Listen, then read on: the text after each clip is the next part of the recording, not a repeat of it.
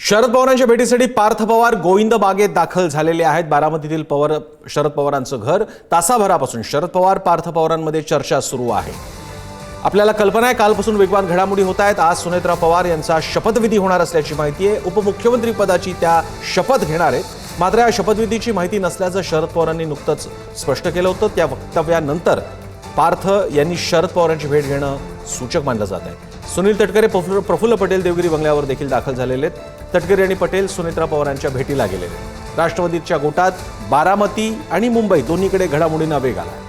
रणनीतिकार नरेश अरोरा देखील सुनेत्रा पवारांच्या भेटीला गेलेले आहेत। नरेश अरोरा म्हणजे तीच व्यक्ती ज्यांनी 2024चं अजित पवारांचं सगळं कॅम्पेन स्ट्रॅटेजी आखली होती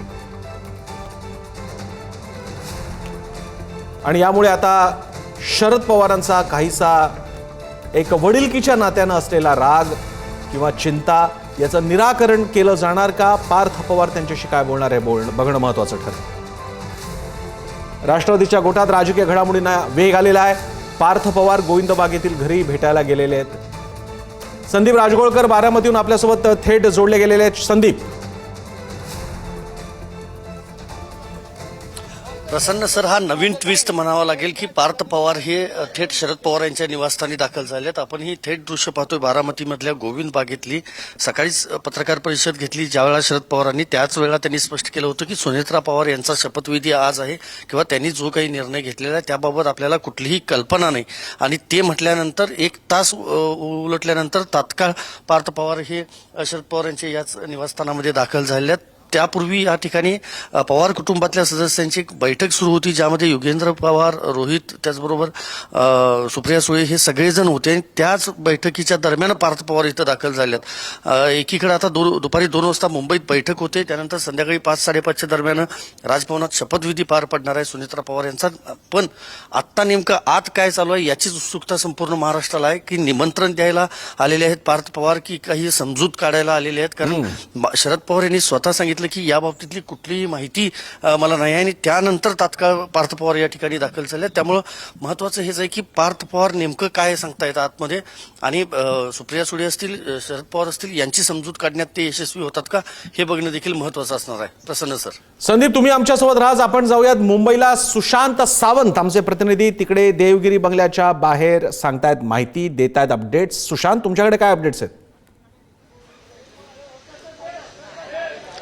प्रसन्न सर, या संपूर्ण घडामोडीकडे प्रामुख्याने ज्यांनी पुढाकार घेतलाय ते सुनील तटकरे असतील, छगन भुजबळ असतील, प्रफुल्ल पटेल असतील, ते आता देवगिरी बंगल्यावर जवळपास 1 तासापासून आलेले आहेत। आणि आपण जर बघितलं असेल तर अजित पवारांचा हा देवगिरी बंगला आहे। गेली अनेक वर्ष अजित पवारांचं या शासकीय निवासस्थानात वास्तव्य होतं।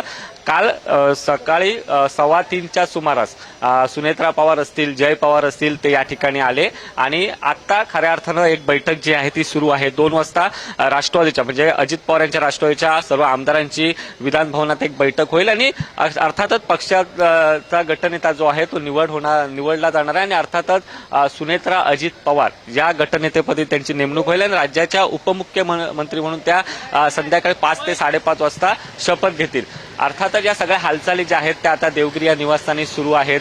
या ठिकाणी जर आपण बघितलं असेल तर जे आमदार आहेत आणि जे मंत्री आहेत त्यांनाच आतमध्ये सोडलं जात आहे, कारण मगासपासून जवळपास 1 ते 1.5 तास झालं बैठकीला सुरुवात झालेली आहे। आणि आता आपण जर बघितलं असेल तर राणा जगजित सिंग जे भाजपचे आमदार आहेत ते देखील या ठिकाणी आलेले आहेत आणि कुठेतरी एक हाय व्होल्टेज बैठक जी आहे ती या ठिकाणी सुरू असल्याचं बघायला मिळतंय। अर्थातच आता काही वेळात 1:30 वाजता जी आपल्याला माहिती मिळते त्यानुसार 1:30 वाजता सगळे नेते जे आहेत ते विधान भवनाच्या दिशेने निघतील आणि त्यानंतर बैठक होईल आणि पक्षनेता जो आहे तो निवडला जाणार आहे। आपण जर बघितलं असेल तर आता हालचाल जी आहे ती सुरू झालेली आहे।